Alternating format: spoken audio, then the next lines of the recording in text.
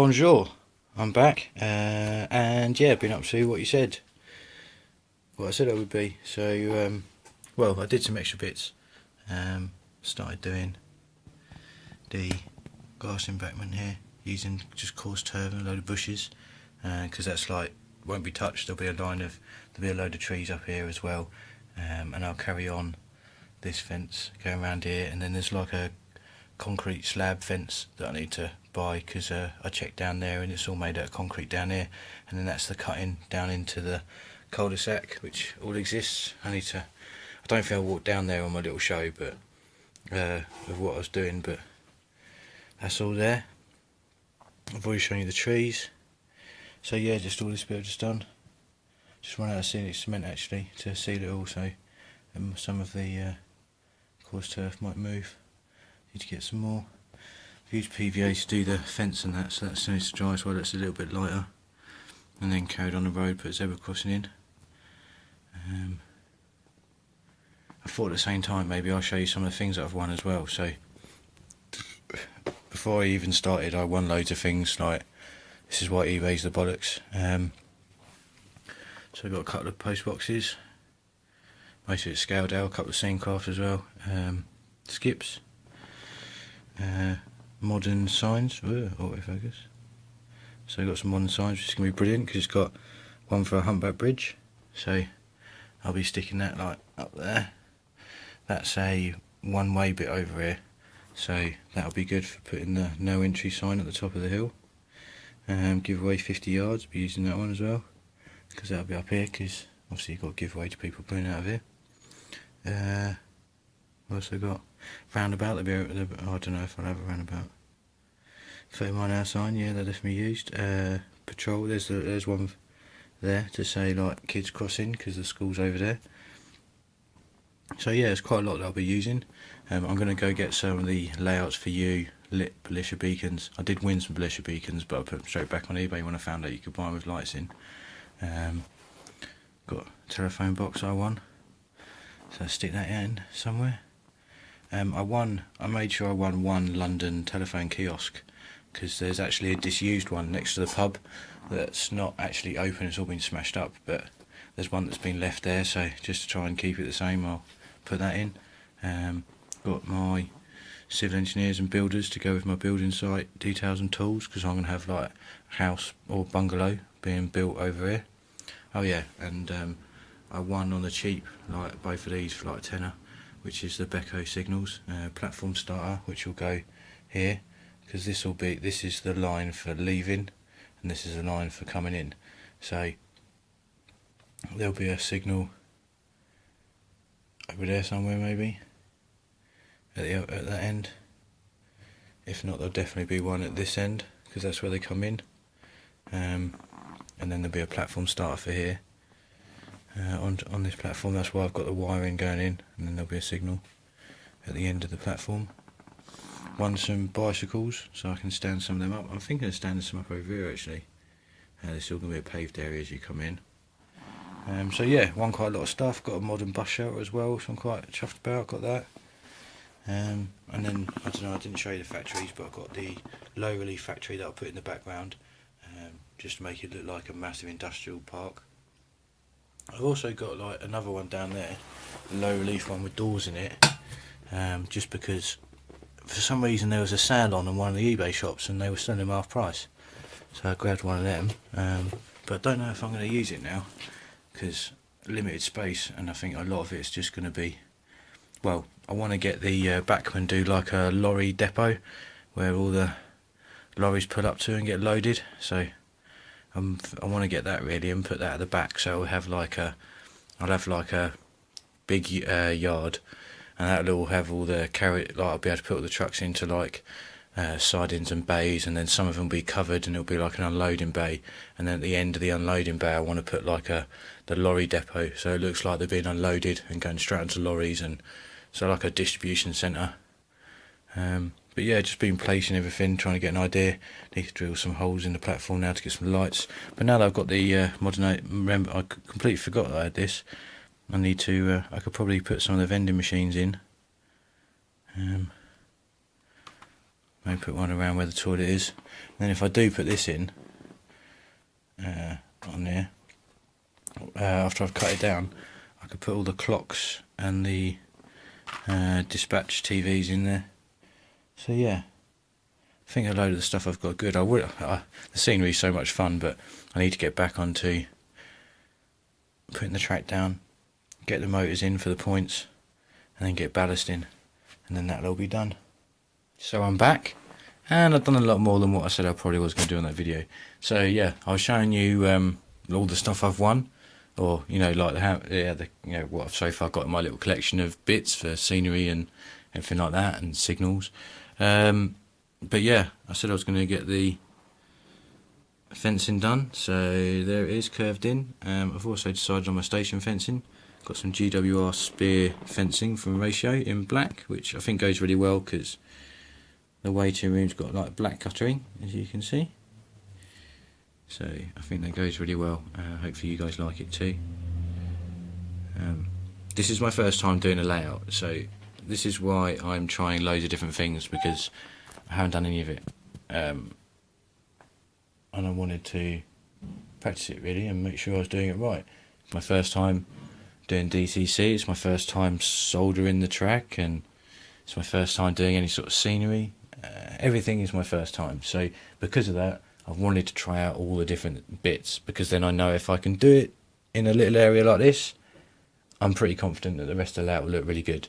So I've done some landscaping and practice around with realism with the grass and making a little scene, and some line side stuff and doing that plastic hard conduit stuff, and I'm happy with it.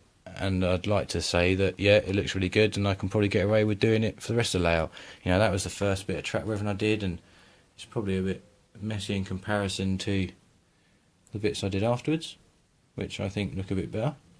I've wired up 1 point and 1 point only, because I wanted to make sure I could mount the motor properly and wire it all up and it looks right.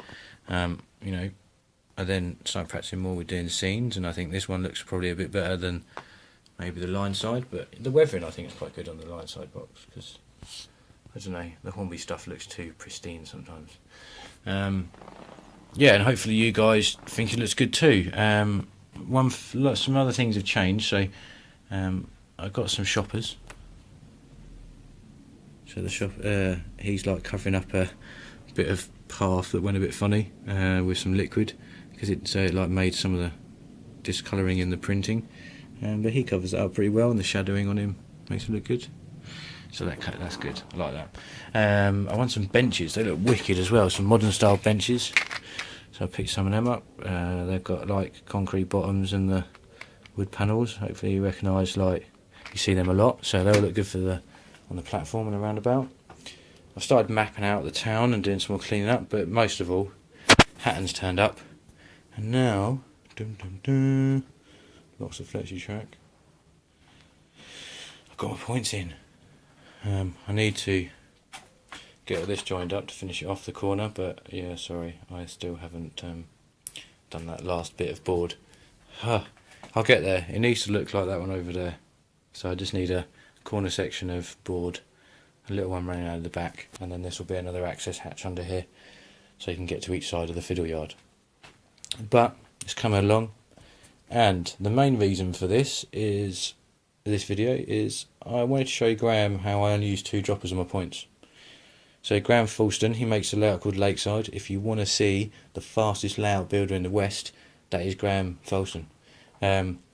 His Lakeside layout, I remember I've watched pretty much all his videos now, and he started by building his layout. He then decided that he didn't like some of it, so he then extended his layout and then rebuilt it. He then decided that he didn't like the ballasting, which annoyed me, because not the ballasting, the underlay, because I've just put all underlay in, because as I got through the videos, everyone was using underlay and cork, and then as the videos went on, everyone changed their minds, and I was like, oh damn, I've just put mine down, I ain't got time to take it all up and do it again. So yeah, he took up all his underlay, put it all back down straight to the baseboard, and rebuilt the layout all over again. So he's pretty much built the layout probably 3 times now, and extended it twice. So yeah, he is fast. I think in about a year he's done all that. So if you want to watch someone with a lot of updates and well, a lot of things going on in these videos, which is a lot of fun and a lot of stock, watch Graham. He's brilliant. Lakeside.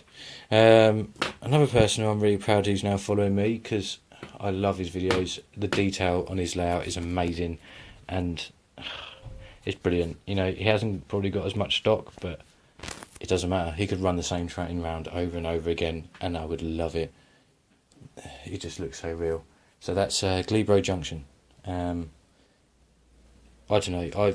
He's like, to me, someone probably quite famous on YouTube. His videos get thousands of views on a railway layout, which is quite a lot for here. It's not like bloody Minecraft, which gets millions these days, and I don't know why. But for layouts, getting 1,000 views is big. Getting a couple of thousand views on every one of your videos is a lot. His detail is amazing. You need to go and check out his layout. So thank you very much for following me, Glebe Road. But anyway, points. Why I only have 2 droppers in my points. Downloaded some fundamentals of DCC and dropped loads of stuff. Whoops. And one thing was about Pico turnouts, was how he wired them. Here's the wiring diagram. So you can see here, there's your bus, there's your point. He's got 1 dropper here, 1 dropper here. So the wiring diagram shows that it powers all of this and all of this because of the jumper. Okay, same here, powers all this, goes across the jumper and here. So that's pretty much how it works. You can see by the Pico, this is a Pico point, but I'm sure they're all the same. You've got a bit of wire running underneath the frog, which connects these 2 sections to each other, so you don't need to worry about that. And here it is on one of my points. I don't use those little springy jumper bits of wire that people use from like Hornby and stuff, because I wanted something a bit more heavy duty, so I cut and tin sections of wire and I do that instead. So I just get some naked wire, tin it and attach them. So I have 2 droppers only on this end. Power across the dropper and up. Power, sorry, I meant jumper. Power across the jumper and up. So it powers all of this and all of this. Same on that side. Powers all of this, jumps across and powers all of this. So that is pretty much how I do it. I test everything at the moment in DC, because for DCC to work, it's got to pretty much work in DC first. So what I do is I've got a chop block and a wire connected to my unit, and I go through every single set of droppers and I connect one set of track up at a time, and I make sure it can power the whole thing. Because if you can power the whole thing with 2 sets of droppers, then it's going to be absolutely amazing when you wire the whole thing up. Now with this is another thing that I got from this guy's little like PDF book. Lots of people like to make a ring main around the layout and then join everything up that way. If you wanted to send a signal over to a point over there, it would have to go all the way, sorry squeaky chair, have to go all the way around the layout, and the signal would deteriorate as it goes round. If you use a junction box in the middle and do a star, you make every single section of the star the same length, and it means that the signal will always go the same amount of distance no matter where the train is on the track, and it's a lot shorter a distance. So if that helps anyone as well, then you know, wicked. I hope that does. If you're doing DCC Sound like me and you want the functions to work really well no matter where the train is on the track, then you'd want something where the signal always travels the same distance and doesn't travel very far. Otherwise you'll get a delay when you press a function. You know, the sound might, you know, delay when you try and apply the brakes and things like that. So for me that's quite an important thing. So that's why I'm doing the star section, not a ring main like a lot of people do. And hopefully they can see the understanding for that. And hopefully, Graham, with the points, that helps you as well, because that's a lot less wiring to do, which is always a bonus. Everyone hates wiring. Glebe Road says he hates wiring. Falston says he hates wiring. I hate wiring as well. It's long and boring. The hours where I've looked up and gone, oh my god, all I've done is like wired up 3 points in one straight section. It's time consuming. So just to show, oh, sorry about my hand. Just to show, I only have these 2 droppers wired up, and it will power the whole layout. So the train's over there. Those two droppers are powering this side of the track as well. It's the signals that well, and that's only needing 2. Oh yeah, sorry, I thought that point wasn't flipped. Works absolutely fine. So yeah,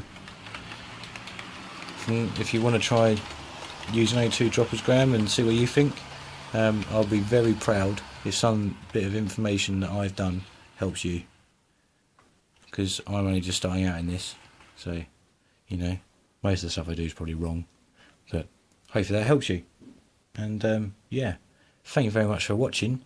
I'm going to get to finishing off my main line, and next time in update 7, hopefully I will actually be saying to you, I have got the 2 main lines going and got trains going around constantly in circles, so they don't have to keep going backwards and forwards.